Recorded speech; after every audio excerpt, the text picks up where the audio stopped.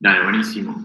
Che, bueno, a ver, para aprovechar un poquito el tiempo, la charla que vimos ahí, que estuvimos escuchando a Nicky, se puede decir que va bien al terreno, ¿no? O sea, como que va un montón de tips, un montón de ayuda, un montón de datos para ir al craft derecho.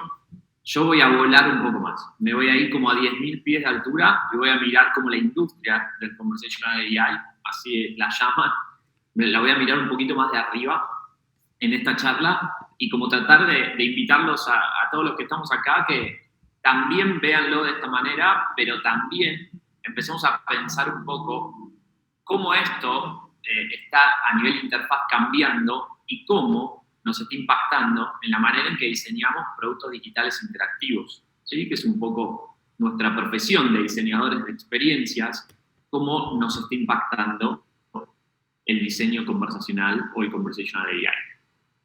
Así que la titulé Diseñar la interfaz más vieja del mundo. Ahora vamos a ver, obviamente, creo que ya se imaginan por qué. Ya me presenté un poco, pero también para presentarme en un tweet, si se quiere, siempre lo digo de la misma manera. Nací escritor, es lo que quise hacer toda mi vida. La verdad que nunca me imaginé haciendo otra cosa más que escribiendo y empecé a estudiar eso, en definitiva, comunicación y como un escritor también narrativa y demás. Así que me hice grande como periodista, pero casi que ni ejercí. Publiqué una sola nota en un diario impreso, miren qué antigüedad, y me escribieron mal el apellido, así que esa fue mi única intervención en el periodismo argentino, más otras cosas que hice en la escuela de TEA y demás, de donde estudié periodismo, hice varias otras cosas, y me estoy haciendo viejo en UX, ¿no? Me estoy haciendo viejo, la verdad, que en UX. Este año cumplo 40 años, es increíble. Así que acá estoy en UX desde hace varios años, qué sé yo, ya deben ser más de 15, trayendo contenido a UX. Entonces es un poco de mí, que decía en 2019, junto a María Puchuri y a ese Salatino, alias Salat y alias Puchu, fundamos Pivot.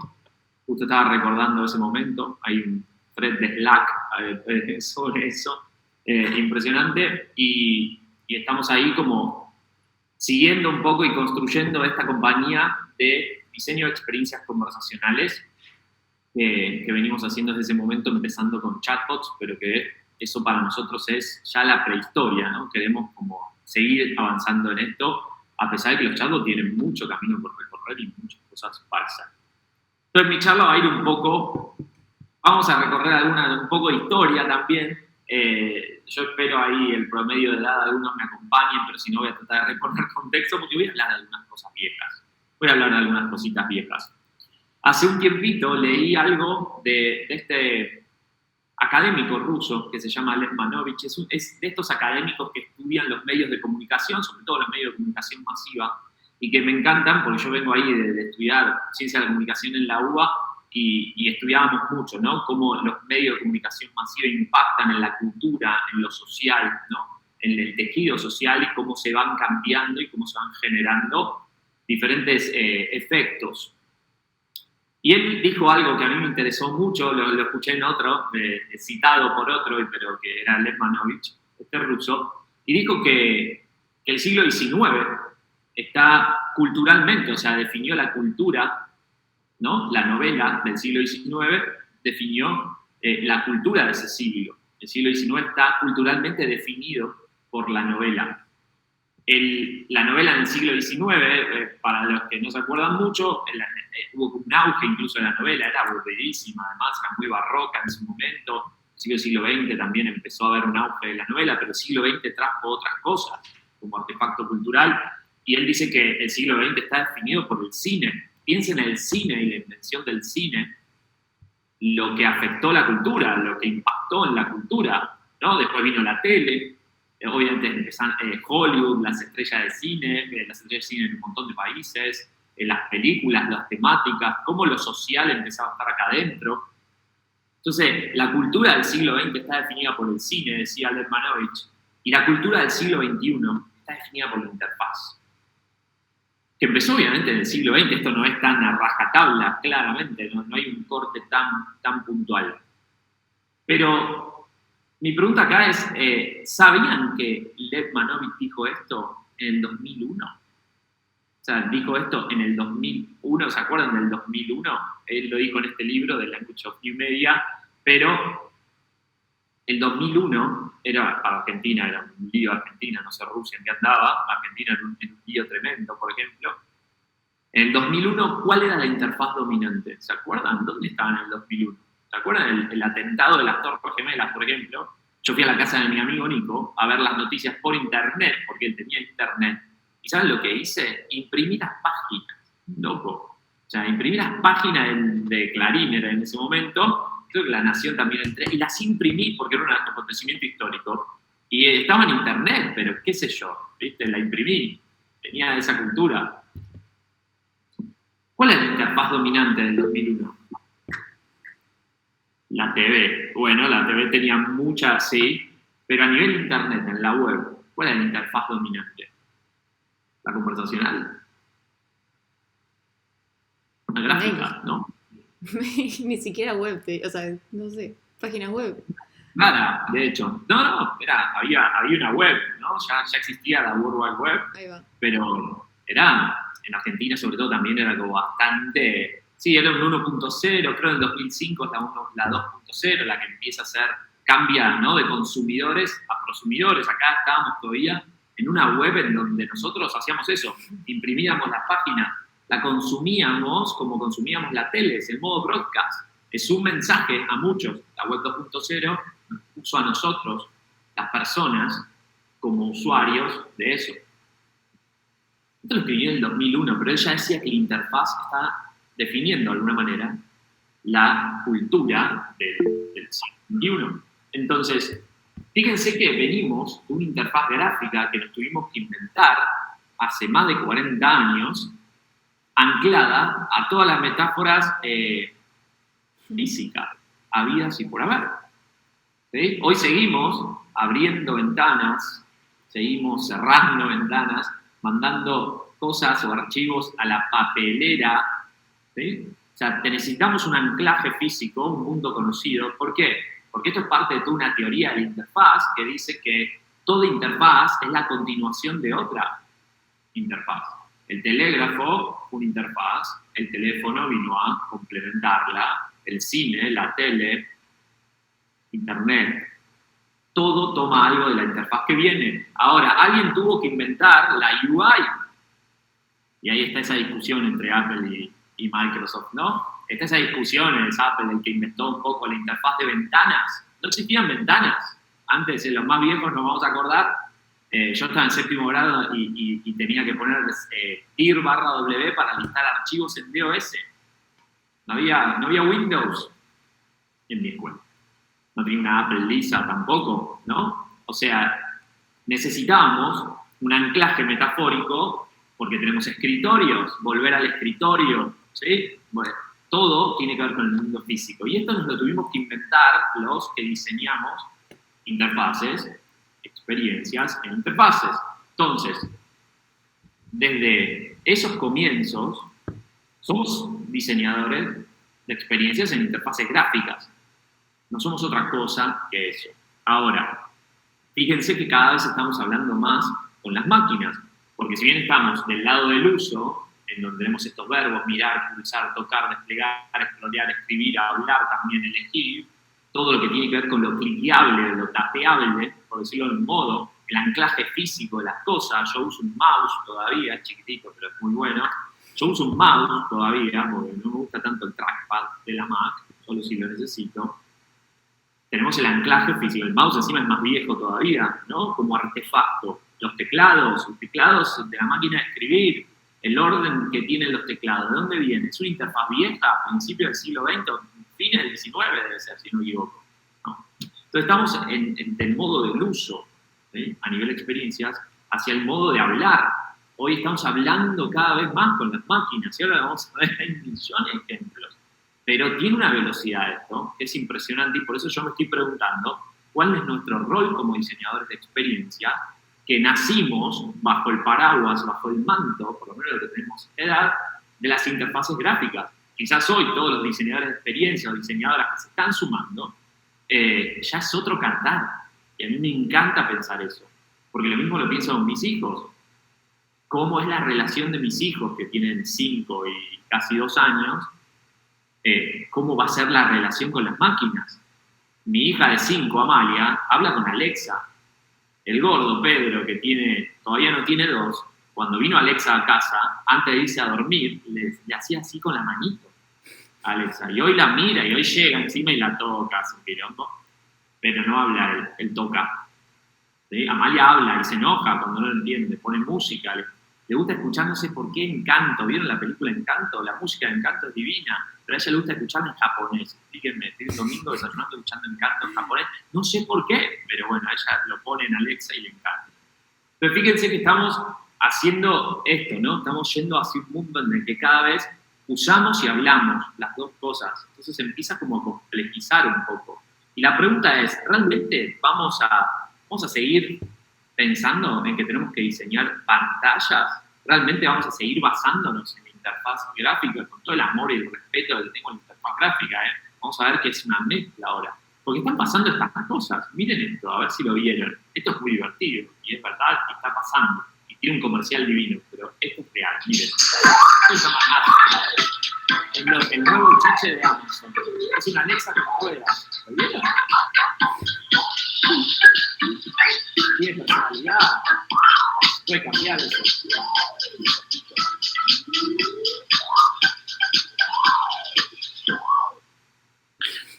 Astro, go to the hallway. Vos le podés decir que vaya a cualquier lado de la casa y va. El perro se enoja, ¿ver? Lo tenés que configurar. Es un household, es para seguridad. ¿Sí? Está en tu casa. Astro, go to the dining room. Bueno, ahí va. Es interesante. Ahí en Amazon había otro lado que en Amazon tiene como toda una cocina montada en escenografía y van probando cosas, qué sé yo. Y es interesante porque le tiran un almohadón y frena y lo esquiva, ¿no? Tiene como una mezcla de robótica, ¿no? Hay una mezcla de robótica, a mí excede, o sea, yo no podría construir, no soy ingeniero, no podría construir esto, o sea, imagínense con lo que me cuestan las matemáticas hacer esto, pero fíjense la personalidad que tiene, el feedback, todo eso es UX. Todo lo que hace a nivel producto, incluso, y su propuesta de valor, también, más todo lo que se puede hacer sobre Astro.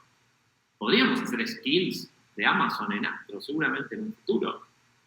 Y sería interesantísimo. Si yo trabajo, una agencia de seguridad me contrata para, le voy a dar a mis clientes un Astro particular y con mi marca, con mis cosas, ¿por qué no? ¿No? Entonces, ¿realmente vamos a seguir pensando en pantallas cuando esto está cambiando bastante radicalmente? Hay que empezar a salirnos del artefacto. Hoy estamos, como yo digo, muy concentrados y de hecho esto en UX debería ser ya una premisa desde antes. ¿No? Uno no puede anclarse al artefacto para diseñar la experiencia, sino que tiene que contemplar al artefacto y a las personas al mismo tiempo y en el mismo proceso de diseño. Pero tenemos que ir un poquito más allá, ¿no? Del artefacto. Yo creo que es hora de empezar a pensar un poco más allá de todas las pantallas y empezar a pensar cómo está cambiando esto y cómo nuestros métodos, nuestras formas de diseño y nuestros skills también, la manera en que vamos a hacerlo, nuestra creatividad, todo lo que podamos ponerle, va a ayudar a construir esta tecnología que hoy ya combina cosas y que ya no...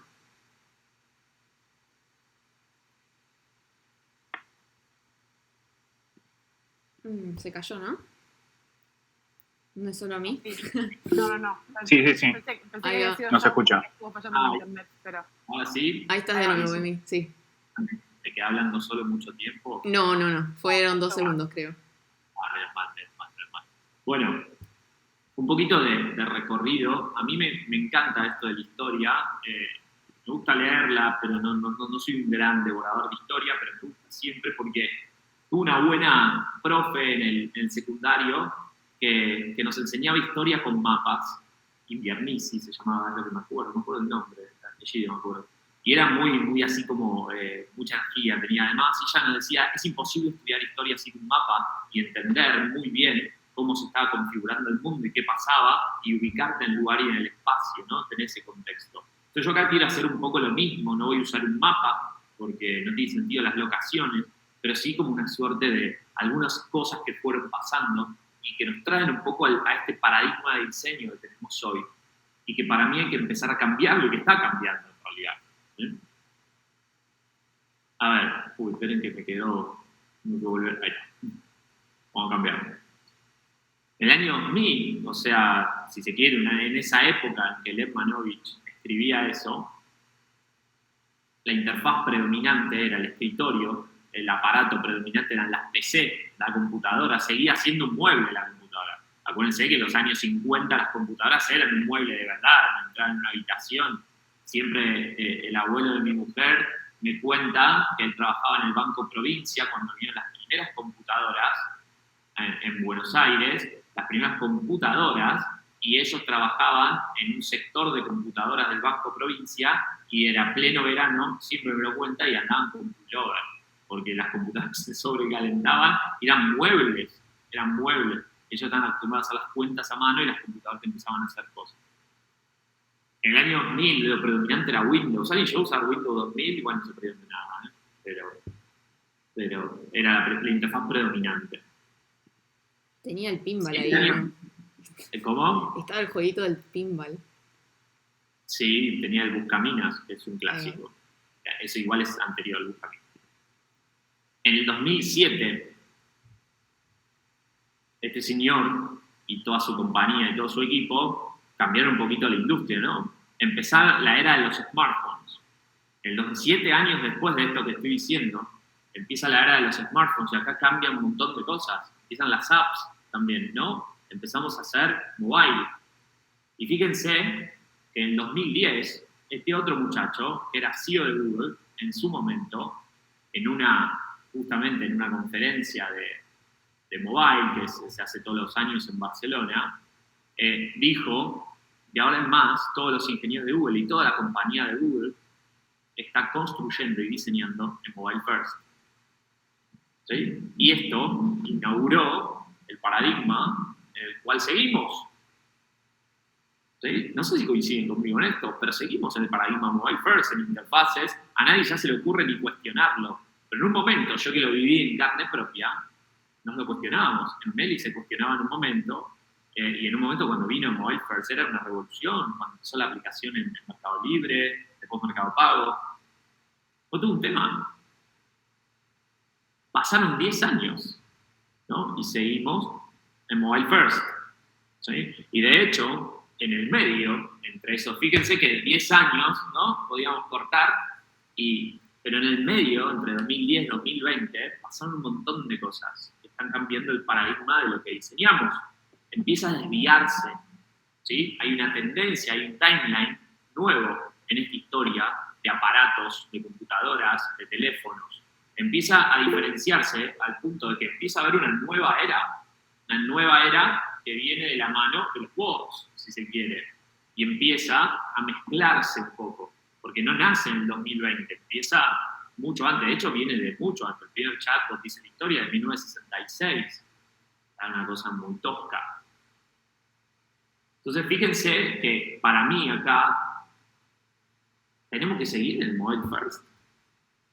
Nos sigue aplicando, para mí nos aplican un montón de cosas en gráfica, ¿no? El mobile first, para los que no conocen bien el concepto, tiene que ver con que antes, en el 2010, en adelante, un poquito antes, empezó a haber una cantidad de tamaños, de resoluciones de pantalla. Antes era muy fácil, eran monitores, eran cuadrados que eran todos iguales. Entonces vos tenés que diseñar una web y implementarla, y no era tan difícil el HTML, tenías que implementar siempre lo mismo. Ahora, si vos después tenías aparatitos cada vez más chiquitos en pantalla y un montón de tablets, de computadoras personales, de laptops, o sea, un montón de resoluciones, la idea era hacer mobile first, porque después es más fácil escalar para tamaños más grandes. Porque incluso hasta las teles empezaban a ser smart, empezaban a tener en grandes dimensiones interfaces gráficas de productos digitales. Entonces, el smartwatch, ahí que dice Julieta, lo mismo. Hoy todavía seguimos con eso, ¿no? Entonces, mobile first sigue siendo un nuevo paradigma. Fíjense que mientras pasaba todo eso en ese timeline paralelo, el iPhone 4 traía Siri. Siri era el primer asistente, que Siri era una compañía que compra Apple. ¿Sí? Era una aplicación, así nace Siri. Era una compañía de inteligencia artificial que funcionaba, pero funcionaba bastante mal, Apple la compra y la integra como parte nativa de los teléfonos. Y empieza la era de la voz también, ¿no? Obviamente ya empezó antes, hay muchas investigaciones antes, incluso mucha gente que ha trabajado antes con voice, sobre todo en telefonía, donde eso tenía mucha razón de ser. En el 2014 se lanza el amiguito Alexa, o la amiguita, no sé, Alexa, que es el Amazon Echo, ¿sí? Que empiezan los smart speakers en el 2014, en Estados Unidos sobre todo, y que aquí podemos marcar, junto con el 2007 del iPhone, los smart speakers de aquí, 2014, hasta hoy, a nivel device vendido, tuvieron la mayor adopción del mundo, porque los smartphones no pudieron ir tan rápido. No sé, la adopción de la gente, que cada uno tenía smartphone, ¿cuáles eran los teléfonos que tenían antes? Bueno, cuando empiezan a hacer todos smartphones, eso tuvo una velocidad. Con los smart speakers, esto empezó a crecer y hoy ya tiene una velocidad superior a la que tuvieron los smartphones, ¿no? Entonces, ¿dónde va a llegar esto? Y la pregunta de nuevo, ¿vamos a seguir diseñando pensando en pantallas? Entonces, fíjense que en el 2015 en Argentina, a mí me gustaba mucho esta publicidad, porque ahora les voy a hacer una pregunta. ¿Qué refleja esta publicidad? Es una publicidad de Claro. Fíjense, ¿qué refleja en términos de diseño? Miren.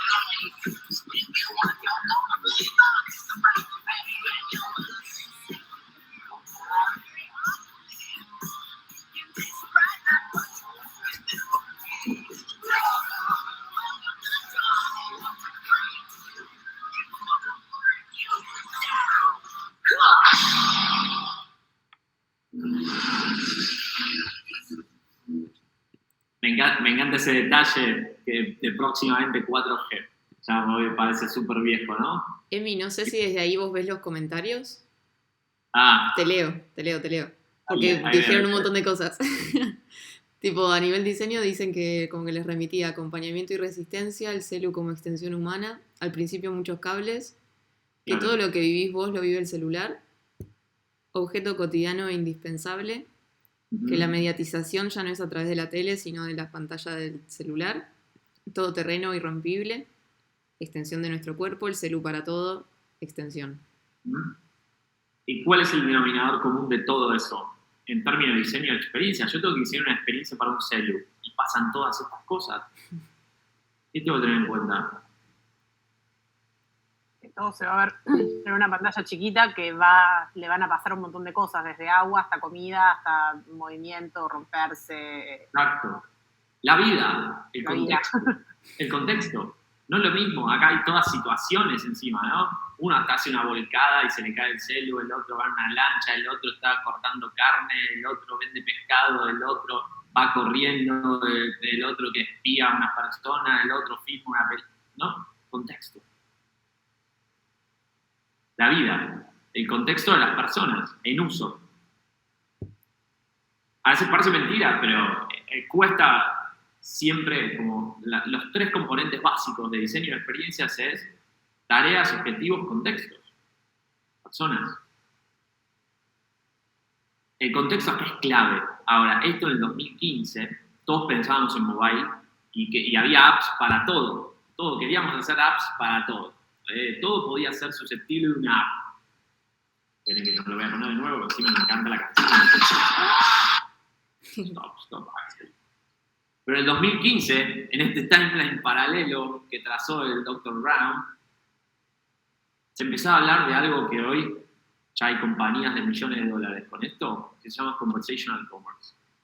Chris Messina, uno de los directores de Experience de Uber, dijo en 2015, cuando empezaba a haber bots en Messenger, Facebook Messenger, que todo lo que hagamos a nivel compras, que esto iba a cambiar el comercio electrónico, que de ahora en más iba a ser conversational commerce. ¿Cuánta razón? ¿No? 2015. Tardó un poco, pero fíjense, un año después llegamos a un hito en la historia, en esta industria, que era que el tráfico mobile, desde dispositivos mobile, igualaba al tráfico en desktop. Empezaba a caer en desktop y empezaba a crecer mobile y ya era 50 y 50 en el mundo, lo cual era algo importante. ¿Sí? Esto es interesante, yo perdón que me ponga un poco en la historia, pero es interesante pensar en qué clase de producto estamos diseñando y cómo es su historia. ¿Sí? Porque es importante para lo que podamos hacer y cómo podamos entender este presente y mirar hacia adelante. Entonces, fíjense que acá era un hito importante, ¿no? Ya 2016. Pero en 2016 también pasaba otra cosa. Empezó la primera ola de assistance, de Google Assistance en el Google I.O.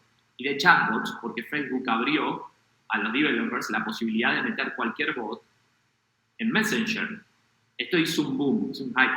Ahora, esto fue una ola tremenda y hubo mucha basura que generó un modelo mental que hoy seguimos padeciendo, en donde muchas personas prefieren no hablar con un bot porque saben que no les va a resolver. No tenían diseño. En ese Google I.O., el CEO de Google, que nunca me sale el nombre de acá del amigo, después lo googleamos por ahí, lo tengo que haber puesto, perdón.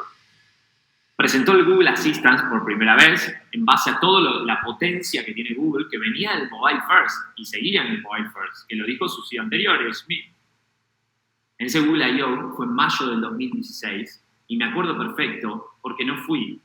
Pero alguien que sí fue Sergio Cirielli, que hoy es el CTO de Prisma y que era el jefe de desarrollo del Mercado Pago de San Luis, donde estaba yo, y donde estábamos ahí trabajando.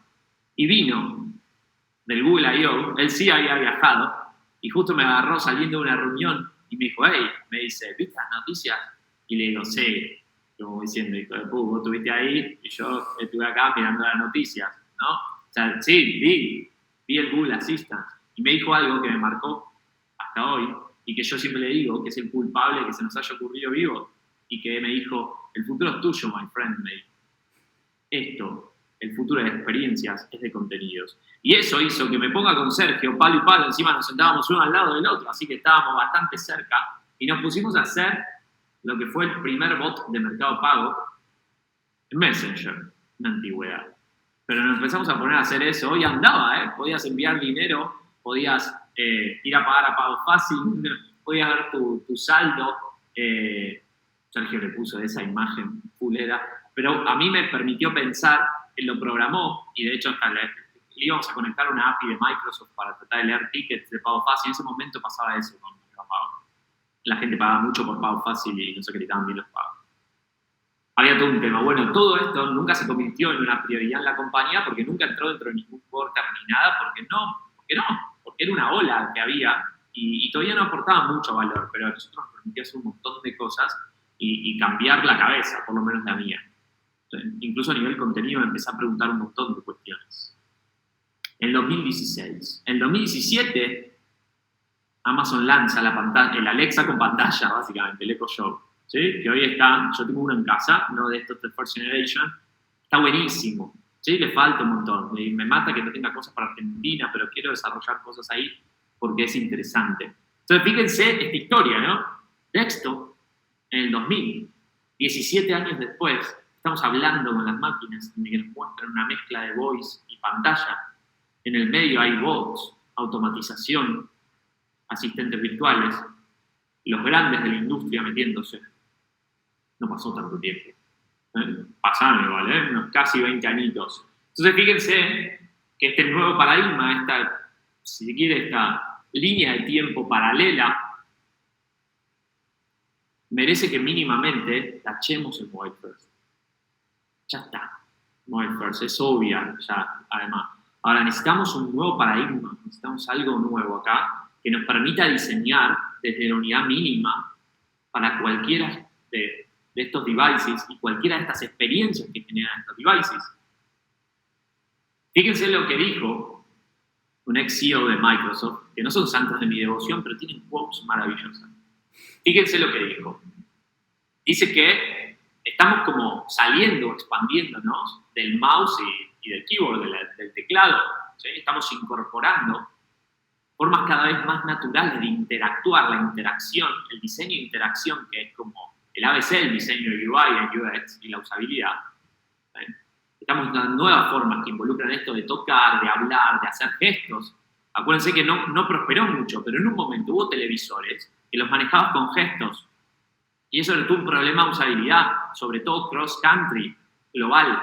La gente no saludaba de la misma forma en Nepal que en México. ¿Sí? Entonces había que construir o interpretar gestos, la Xbox, ¿no? Todo eso, la parte de gestos, que yo no conozco mucho, pero es interesante. La parte del handwriting, eso, ¿no? Que Microsoft también tenía una tablet que vos escribías y te traducían. Y la visión, fíjense, Astro, follow me, le podés decir a Astro, y te sigue. ¿Sí? Se parece a mi gata ya. Entonces, fíjense, él decía, estamos yendo hacia esta idea de una interfaz natural, ¿no? O Natural User Interface. Súper loco, ¿no? ¿En qué año lo dijo esto? Ni idea. Ni idea en qué año lo dijo. 2010, Miren. 2015. Mira, ¿cómo? 10, 15.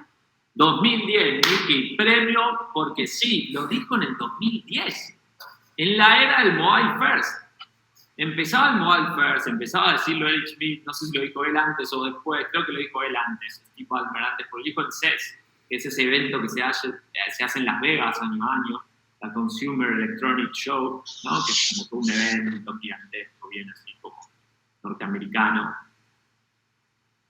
Y después escribió un artículo que decía una tendencia de transformación, ¿no? Natural User Interface. Y ellos presentaban su tablet orgullosos.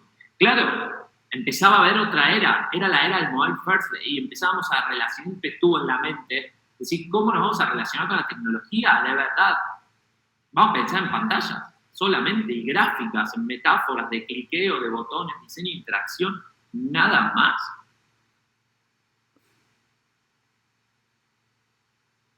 Miren esto. Esto es VoiceFlow, una herramienta que estamos empezando a usar en vivo desde hace un tiempito, está muy buena. Y es una de las nuevas herramientas, el nuevo Figma, por decirlo de alguna manera, también incluye cosas de voice, ¿no? Y de multimodal. Estamos yendo hacia el lado, miren. Es una publicidad, pero está bien pintado el tema.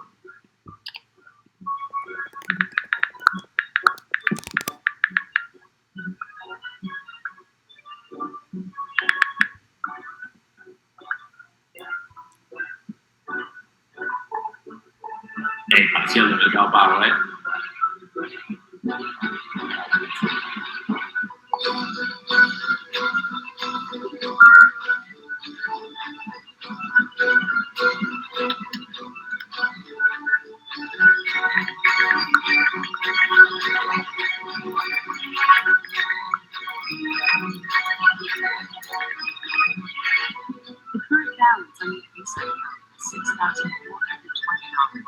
Would you like more details about your visa account?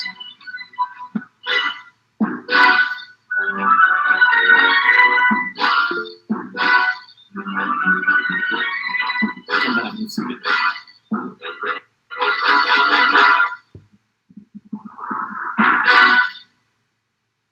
Es una herramienta cara, muy útil, y es una startup, no tiene mucho, tiene un año y medio, con toda furia, es global. Estamos yendo hacia un mundo de este estilo, un mundo multimodal, en el que el diseño de experiencias tiene que contemplar todas estas cosas, y además necesitamos herramientas que nos permitan diseñar en estos contextos, ¿no? Si no, piensen en dónde está la web. Cuando uno hablaba de la web en el año 2000, ni siquiera se hablaba de la web, se hablaba de internet. Era esto. Era Emi yendo a la casa de su amigo Nico a mirar la tele y ver los diarios del mundo y imprimirse sus páginas. Eso era la web. Una computadora que era un mueble en un escritorio. Hoy la web, ¿dónde está? Está en el teléfono, está en la compu, está en la Alexa, está en Google Home, está en el smartwatch, está en el coche, está en la heladera, está en el lavarropas. Tenemos cada vez más devices conectados. Y esto hay que orquestarlo de algún modo, ¿no? ¿Quién corno diseña una experiencia que involucre un lavarropas, una heladera, un Amazon Echo y una aplicación móvil? Nosotros. La pregunta es ¿cómo? ¿No? ¿Cómo? Porque todo lo que aprendimos veníamos de antes. ¡Hey! Diseñador UX, UI, UX, UX, UI. Ya me parece esta tonta la discusión. UX, UI, basta. Esto. Experiencias. O sea, IUI, o la experiencia entera, es multimodal. ¿Qué quiere decir? Que ante un input, que puede ser la voz, el output, lo que la máquina me dice, puede ser una pantalla, o puede ser la mezcla de una voz y pantalla, o puede ser solo la voz. Entonces yo tengo que ver qué diseño y cómo trabajo los contenidos, la carga cognitiva, la interacción, la usabilidad. Sigo. ¿Cómo corno vamos a diseñar experiencias en todo este lío? Y acá una pista, no es que tengo todas las respuestas, la verdad. O sea, esto es lo que a mí me quita el sueño y es lo que le quita el sueño a Vivox, básicamente, ¿no? O sea, Vivox es una compañía que intenta construirse como compañía y como propuesta y como equipo de laburo y de colaboración para esto. Hoy estamos, en pañales, todavía nos hacemos pis encima, pero ya pronto vamos a dejar los pañales. Sí. Perdón, tengo un hijo chiquito, entonces todas las metáforas van por ahí. A ver, fíjense ¿qué tenemos que unir en este paradigma? ¿Sí? Pantallas. No podemos sacarnos encima de la pantalla. Es mentira que se van a acabar las pantallas. Se necesitan. ¿Sí? Devices, como los speakers. ¿Sí? Y lo que venga, chicos, lo que venga, Astro que es un device. Corno es Astro. ¿Alguien me puede explicar? Un lavarropas conectado a internet. ¿Cuándo me va a hablar el lavarropas? ¿Voy a tener una relación con el lavarropas? Me encantaría hacerle chistes al lavarropas.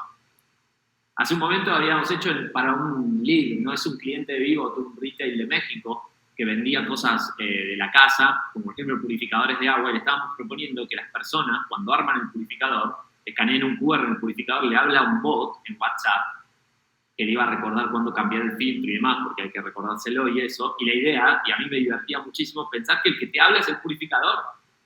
O también ellos tenían calefones, que le dicen calentadores de agua en México, seguro hay mexicanos por aquí. Yo les contaba a los mexicanos que nosotros decimos calefones en Argentina. Bueno, lo mismo. Y te hablaba el calefón. Hey, ¿cómo es la personalidad de un calefón y cómo es la personalidad de un purificador de agua? Bueno, nada, a nivel contenido es muy divertido. Entonces, pantallas, devices, modos. Escuchamos, vemos, tocamos, sentimos, por decirlo de alguna manera. Entonces, tenemos que todo esto ahora está en una misma interfaz. No es que antes, la computadora, que también le puedes hablar a la computadora, le puedes hablar desde Windows. Windows sacó cosas de voice recognition. O sea, no es nuevo. Se necesitaron, Steve Ballmer decía, estuvimos 30 años investigando para hacer esto, amigos. Como dice Google, lo mismo, o sea, no nace de un repollo. Ahora, hoy yo creo, hoy como la historia, ¿no? De esta coyuntura, el estado del arte de esto es, tenemos que diseñar esto que es múltiples modos, experiencias acá, ¿sí? Entonces en el Google I.O. del 2018, 2 años después de que Sergio Envi me diga eso y que presenten el Assistant, estaban diciendo cómo diseñar actions en Google Assistant, que son estas apps, ¿sí? Como los skills de Alexa, que son como las apps. Bueno, lo mismo, decían, el espectro es multimodal. Y decían esto, ¿no? Que va del voice only al visual only, y en el medio, el in-between, ahí como medio raro, ¿no? Todo esto de cómo diseñar para pensar acá. En un momento hasta lo empezamos a pensar en Boti. Yo me acuerdo de haber estado pensando en cómo podías pedir un taxi en voice only, en Boti. ¿Y qué voz iba a tener? Porque ya Boti no tiene, digamos, voice. 2018. Pensábamos eso también. Yo sigo mucho, no tanto, la sigo, a una autora que se llama Sherry Platts, que es muy histriónica, y escribió un libro que se llama, justamente, ahora lo vemos, que es esto, ¿no? Diseñar más allá de los devices. Y le tomé algo a Sheryl que me encanta para esto, y que me parece que está bueno. Es Cherry, como Cherry Platts. Y ella critica ese espectro de Google porque dice que es device-centric, esa, Cherry. Es device-centric. Está muy enfocado en eso y no contempla todo lo que las personas somos. ¿Sí?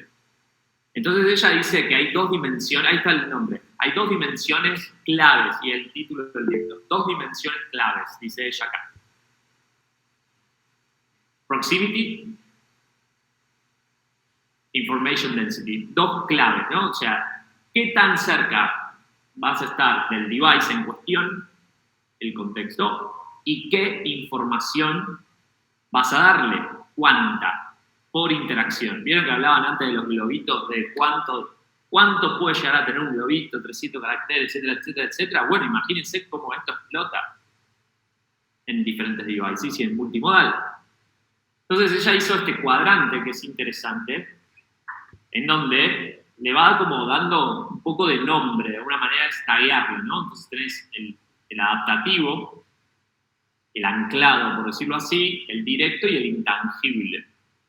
Y un poco te da las características de la relación que tenés en la integración en estas dos dimensiones, según cantidad de información. Vieron arriba, el adaptativo y el anclado tiene más información. Yo puedo dar más info, ¿sí?, que los que están abajo, en donde es más acotado. ¿Sí? Y después tenés la parte de bastante cerca, en proximidad, ¿sí?, y un poquito más lejos. Entonces fíjense que esto es así, ella lo pone de este modo también y me parece interesante. Vos tenés el adaptativo, que es mirar una receta en tu Google Home o en Alexa, Amazon Alexa, en la cocina. Si es que lo tenés, lo estás mirando, estás cocinando y mirando. Yo tengo que entender como diseñador si eso sucede, o como en mi casa, que la Alexa no está al lado de la mesada, está en otro lado, y me sirve para decirle a Alexa, poné papas en la lista de compras, y no necesito ver nada, versus una receta en donde sí necesito ver a veces o no, o escuchar. Y el diseñador me lo va a tener que decir, ¿no?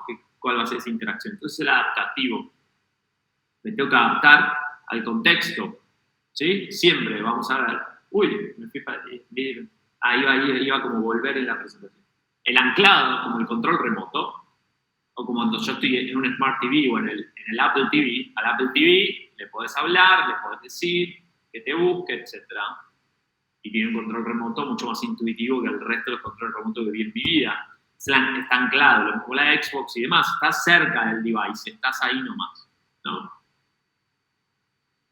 El directo, donde ese ahí nomás se convierte que estás cara a cara, como un Apple Watch o un Smartwatch.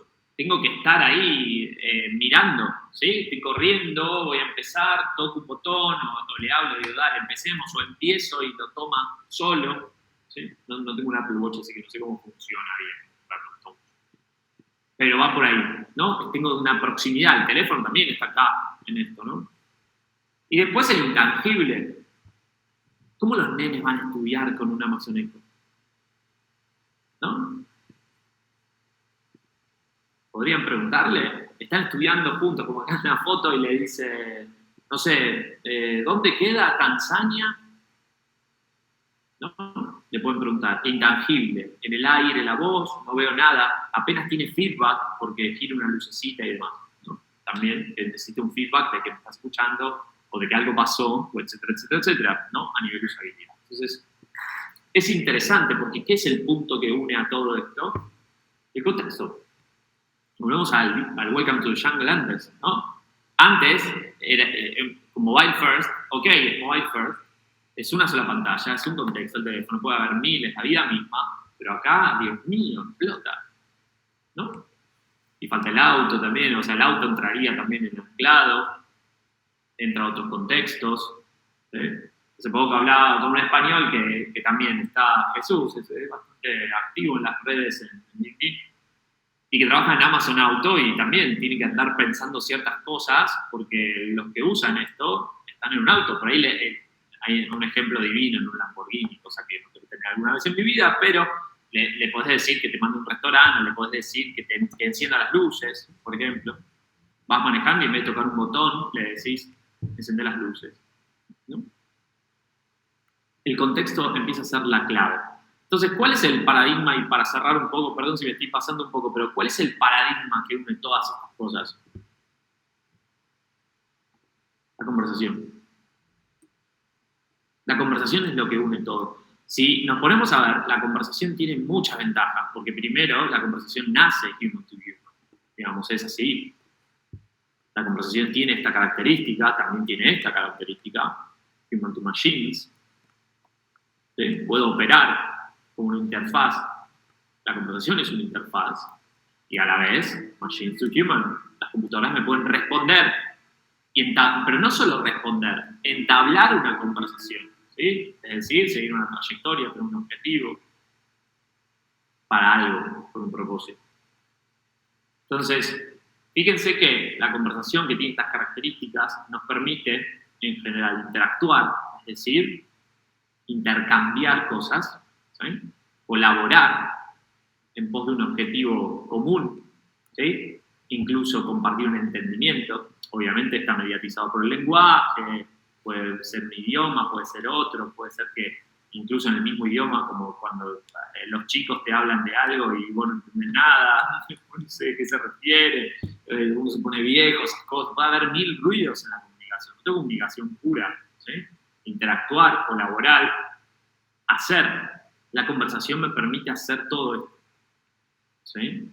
La conversación, en definitiva, es la interfaz que tenemos con el mundo. Piénsenlo así, es la interfaz más vieja del mundo. Está desde que empieza a establecerse el lenguaje, y de hecho hay como bastantes discusiones sobre cuándo eso empieza, pero desde las personas de la prehistoria. Y a mí me encanta esto del coronel Aureliano Buendía, ¿no? Bueno, Gabriel García Márquez, me gusta ponerlo en términos del personaje, que es quien lo dijo en realidad. Y es decir, el mundo era tan reciente que muchas cosas carecían de nombre, y para nombrarlas había que señalarlas con el dedo. La conversación es nuestra interfaz con el mundo. Es más, esto es casi, muchas veces lo he puesto de ejemplo para arquitectura e información, es labeling. El mundo es tan reciente, es tan nuevo, el lenguaje es nuevo, tenemos que señalar las cosas con el dedo, y me imagino a las personas diciendo, eso, no sé cómo dirían, o sea, es como comunicándose de alguna manera, es como los bebitos, ¿no? Muy interesante. Entonces, la conversación, en definitiva, es nuestro hilo conductor. Es el hilo conductor del diseño de experiencias. Es lo que une todos estos puntos en la interrelación y en la interacción que tenemos, colaborar, interactuar y demás.